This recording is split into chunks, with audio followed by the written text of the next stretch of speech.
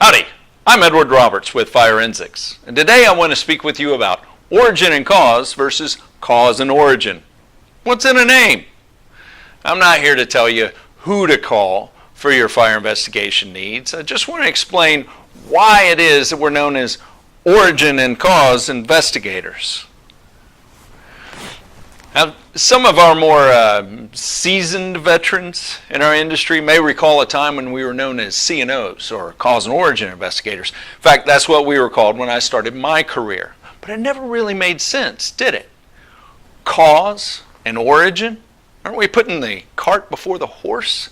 Because for every fire investigation, we need to do two distinct things. We need to determine the origin of the fire, and then determine the cause of the fire. Cause is dependent upon origin. Let me elaborate on that. Every subrogation or liability case involving fire starts with a fire investigation. In many cases, that fire investigation can be conducted by a layperson, like an adjuster. And those are cases where the fire is rather small and simple and there's no dispute over origin and cause. Or maybe the size of the loss doesn't reach the financial threshold for justifying hiring of a subject matter expert. But in every other case, you need an origin and cause investigator. We're known by many things in the industry, an O&C or a C&O, fire investigator, fire analyst, or consultant, but we're all engaged in the same basic practice, and that is investigating the origin and the cause of a fire. Now, every fire starts somewhere, the origin. And every fire requires four elements to exist. That's oxygen, heat, fuel, and a self-sustaining chemical chain reaction. Those four elements are required no matter what kind of fire you have. Don't make the mistake of thinking that the cause of a fire is any one of those single elements.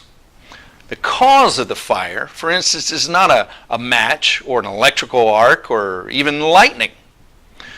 Rather, the cause of the fire is the scenario or the circumstances that bring those four elements together.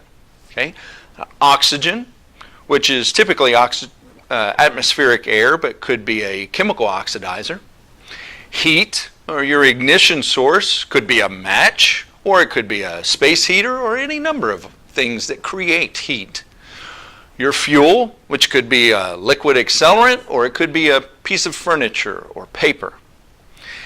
Bringing those four elements together in a form and in such a situation that will result in that self-sustaining chemical chain reaction. That's your cause. And it's improper methodology to go looking for a cause before you identify the origin. If the cause is the scenario that brings those four elements together, you have to identify them first. So again, I'm not here to tell you to call any particular person. I just want to explain that origin and cause is not just a name, it's a sound methodology. Thank you.